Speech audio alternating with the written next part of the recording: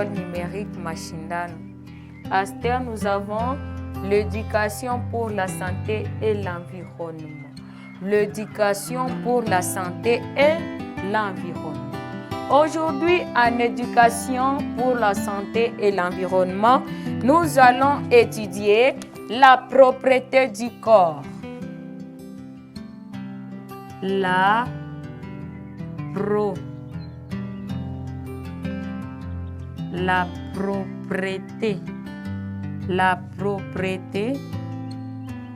propreté du corps.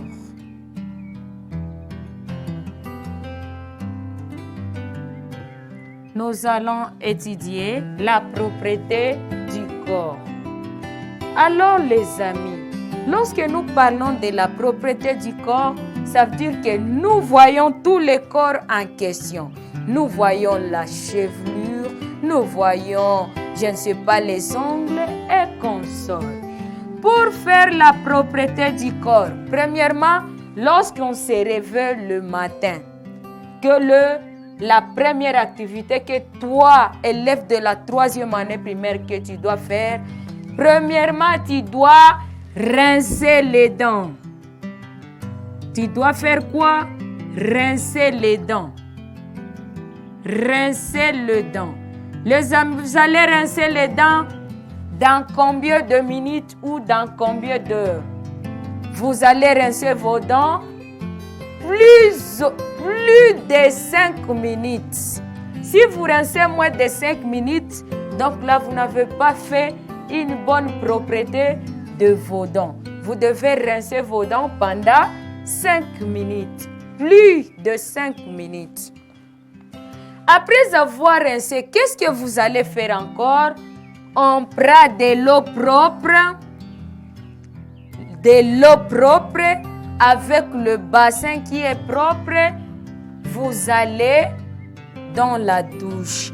Lorsque vous êtes dans la douche, premièrement, vous devez ôter tous les habits sans rien laisser. On ne peut pas se laver en portant les caleçons, non. On doit faire sortir de son corps tous les habits. Après avoir fait sortir ces habits, on doit laver premièrement son sexe. On doit laver premièrement son sexe avec de l'eau propre, mais pas avec du savon. Après avoir lavé son sexe, qu'est-ce que vous allez faire encore? Après avoir lavé son sexe, on prend les savons avec les gants. On commence à frotter la tête. La partie de la tête, vous y allez avec tous les corps. Après avoir fait cela, vous prenez de l'eau. Vous faites quoi? Vous vous baignez. Et il faut bien frotter toute le partie du corps, sans rien laisser. Nous y allons pour le cheveu. Les amis. Après avoir fait la douche, vous êtes maintenant en chambre pour porter les habits. Lorsque vous quittez la douche, vous devez d'abord vous essuyer. Après avoir vous essuyé, vous mettez de l'huile sur votre corps pour que vous ayez un bon teint. Après avoir fait cela, vous allez vérifier vos ongles. Vos ongles doivent être coupés. Coupez les ongles, pas les ongles, les ongles. Vous devez couper les ongles qui se trouvent sur les doigts. Après une semaine, chaque élève de la 3e année doit couper ses ongles. Une semaine. Après avoir coupé ses ongles, qu'est-ce que vous allez vérifier encore? Vous allez vérifier la chevelure. La chevelure doit être rasée pour les hommes. Ça veut dire quoi? Vous devez coiffer les cheveux pour les hommes. Coiffer. Vous devez coiffer les cheveux.